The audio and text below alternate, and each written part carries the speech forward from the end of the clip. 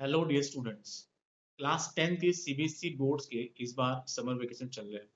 Summer vacation का इस बार time period बढ़ा दिया गया है। 52 डेज से लेके 50 डेज का समर वेकेशन सीबीएसई के लिए मिला है इस बार, स्पेशली दिल्ली के अंदर।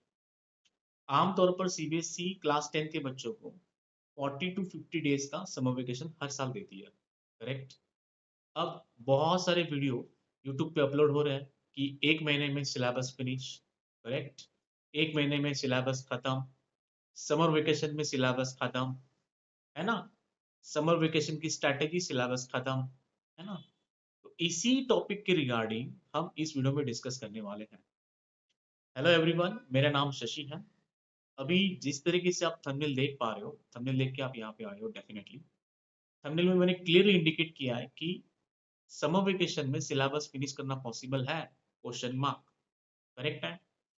बहुत सारे कंटेंट क्रिएटर्स, है ना, वीडियो अपलोड कर रहे हैं। स्पेशली मैं यहाँ किसी का नाम नहीं लूंगा, है ना। अब किस तरीके से बच्चों को अपने आप को एनालिसिस करना है ना, रैदर कि भीड़ के पीछे भागना है या सेल्फ एनालिसिस करना है। ठीक है।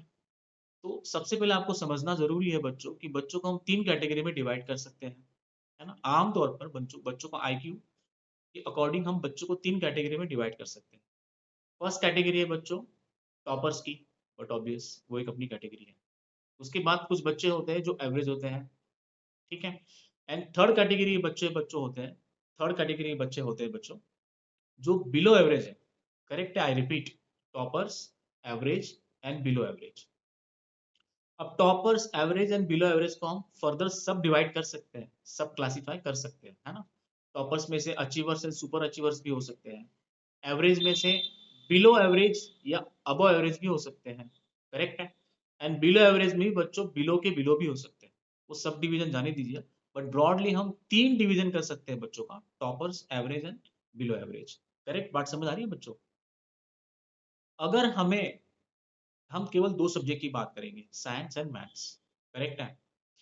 केवल साइंस एंड मैथ्स का सिलेबस अगर हमें एक महीने में खत्म करना है, 40 डेज मान के चलते हैं मोटा मोटा। ठीक है।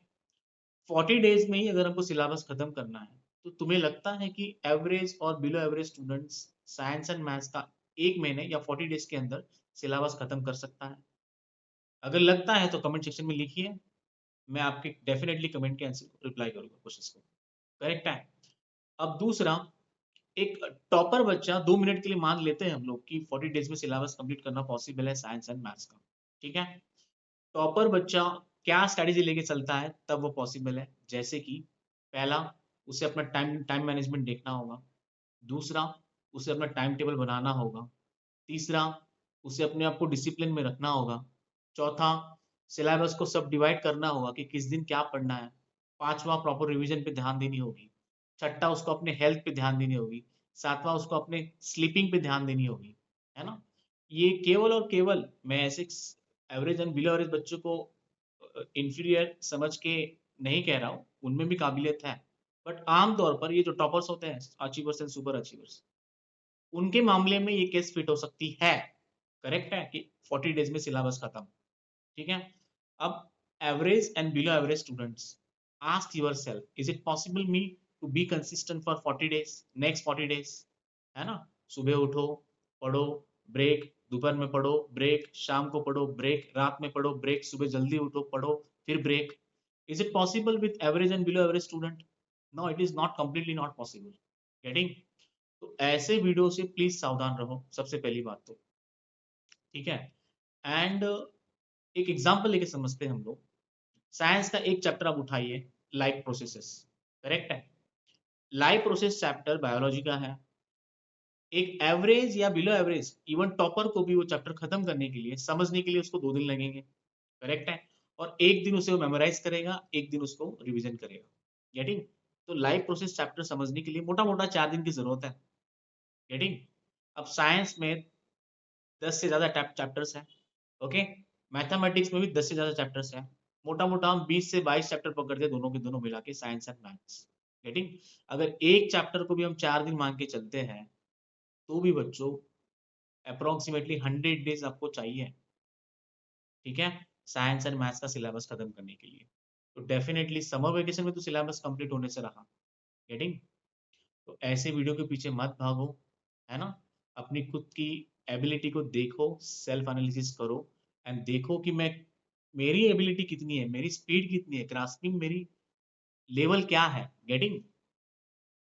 बिना एबिलिटी समझे हुए आप लोग टाइम टेबल भी मत बनाना, ठीक है। सिलेबस का डिवीजन भी मत करना, टाइम मैनेजमेंट पे भी आपको इतनी जल्दी नहीं जाना है, ठीक है। आस्क योर सेल्फ कि मेरी स्पीड कितनी है। अगर एक्स स्टूडेंट को लाइव प्रोसेस खत्म करने में 4 दिन लगते हैं, ठीक है, और आपको 6 दिन लगते हैं, तो डोंट स्ट्रेच योर सेल्फ कि मैं 4 दिन में सब कुछ खत्म करने वाला हूँ, ठीक है, क्योंकि आपकी कॉम्प्रिहेंशन की स्पीड अलग है, उसकी कॉम्प्रिहेंशन की स्पीड अलग है। अपने आप को समझो and then make your time table, time management, discipline, getting division of syllabus, है ना। एग्जाम डेट्स क्या होगी, कब मुझे क्या खत्म करना है। आपके पास पूरे 10 महीने बचे हुए हैं, है ना। उसे प्रॉपर तरीके से यूटिलाइज करो, ना कि ऐसे वीडियो के पीछे भाग के अपना सेल्फ एनालिसिस, अपना टाइम टेबल सब खराब करके बैठो, ठीक है। मोटा मोटा 3 से 4 चैप्टर का टारगेट रखो, 4 चैप्टर साइंस के, 4 चैप्टर मैथ्स के, ठीक है। धूमधाम से अच्छे तरीके से कंप्लीट हो गए। डोंट टेक स्ट्रेस, ठीक है। मैं फिर से रिपीट करता हूँ कि बच्चों इन वीडियोस के पीछे मत भागो, ठीक है। अपने आप को, अपनी काबिलियत को जानो and then stick to your studies, ठीक है। स्टडी में कुछ भी प्रॉब्लम हो रहा हो, है ना, कुछ भी डाउट्स हो रहे हो, टाइम मैनेजमेंट, टाइम टेबल बनाना, डेफिनेटली कमेंट सेक्शन में मुझे पूछना है। मैं आपके सारे डाउट्स को आंसर करूंगा, ठीक है। वीडियो पूरा देखने के लिए थैंक यू सो मच। मिलेंगे नए वीडियो में नए टॉपिक के साथ, तब तक के लिए टेक केयर।